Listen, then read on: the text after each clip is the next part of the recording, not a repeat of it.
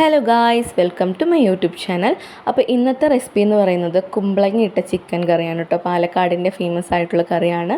അപ്പോൾ അതിനാവശ്യമായിട്ടുള്ള കുമ്പളങ്ങയും ബാക്കിയുള്ള ആ ഒരു ഇൻഗ്രീഡിയൻസ് ഒക്കെ എടുത്ത് വെച്ചിട്ടുണ്ട്. അപ്പോൾ ഓരോന്നായിട്ട് നമ്മൾ ആ ഒരു ചിക്കനിലിട്ടിട്ട് മിക്സ് ചെയ്യാം കേട്ടോ. അതിനായിട്ട് 1/2 കിലോ ചിക്കൻ എടുത്തിട്ടുണ്ട്. അപ്പോൾ 1/2 കിലോ ചിക്കൻ നമ്മൾ ഏത് പാത്രത്തിലാണ് ഉണ്ടാക്കുന്നത് ആ ഒരു പാത്രത്തിലേക്ക് ഇട്ടിട്ട് അതിൽ നേരത്തെ മാറ്റി വെച്ചിട്ടുള്ള നമ്മളുടെ തക്കാളിയും പച്ചമുളകും കറിവേപ്പില ഇഞ്ചി വെല്ലുള്ളി അരിഞ്ഞത് നമ്മൾ ആഡ് ചെയ്തിട്ട് നന്നായിട്ടൊന്ന് മിക്സ് ചെയ്ത് കൊടുക്കണം കേട്ടോ. നമ്മൾ ഈ ഒരു സമയത്ത് വെളുത്തുള്ളി അതിൽ ആഡ് ചെയ്യുന്നില്ല, ആകെ ഇഞ്ചി മാത്രമേ ആഡ് ചെയ്യുന്നുള്ളൂ. എന്നിട്ട് ഇതെല്ലാം കൂടി നന്നായിട്ട് മിക്സ് ചെയ്ത് കൊടുക്കുക. അതിൻ്റെ കൂടെ തന്നെ ഒരു സ്പൂണ് ഉപ്പും പിന്നെ അതേപോലെ മഞ്ഞൾപ്പൊടിയും കൂടി ആഡ് ചെയ്തിട്ട് നന്നായിട്ട് മിക്സ് ചെയ്തതിന് ശേഷം ഏകദേശം ഒരു 1.5 ഗ്ലാസോളം വെള്ളം ഒഴിച്ചിട്ട് അടുപ്പിലോട്ട് എടുത്തിട്ട് അത് വേവിക്കാനായിട്ട് അടച്ച് വെക്കുക കേട്ടോ. അതിനുശേഷം മസാലയ്ക്കായിട്ട് തേങ്ങ വറുത്തെടുക്കുക. അതിൻ്റെ കൂടെ തന്നെ ഒരു ചെറിയ പാനിൽ ഓയിൽ ഒഴിച്ചിട്ട് ഇഞ്ചി വെളുത്തുള്ളി ചെറിയുള്ളി ഇത് മൂന്നും കൂടി നന്നായിട്ട് ഒന്ന് ബ്രൗൺ കളർ ആവുന്ന വരെ ഒന്ന് റോസ്റ്റ് ചെയ്തെടുക്കുക.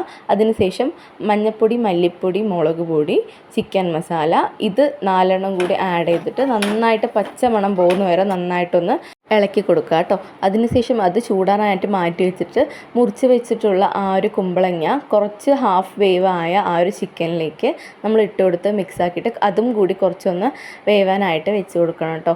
എന്നിട്ട് നേരത്തെ ഉണ്ടാക്കി വെച്ചിട്ടുള്ള ആ ഒരു മസാലയും ആ തേങ്ങ വറുത്ത് വെച്ചിട്ടുള്ള തേങ്ങയും കൂടിയിട്ട് മിക്സിയിലിട്ടിട്ട് നന്നായിട്ട് പേസ്റ്റ് രൂപത്തിലായിട്ട് അടിച്ചെടുക്കണം. കുറച്ച് വെള്ളവും കൂടി ഒഴിച്ചിട്ടാണ് കേട്ടോ.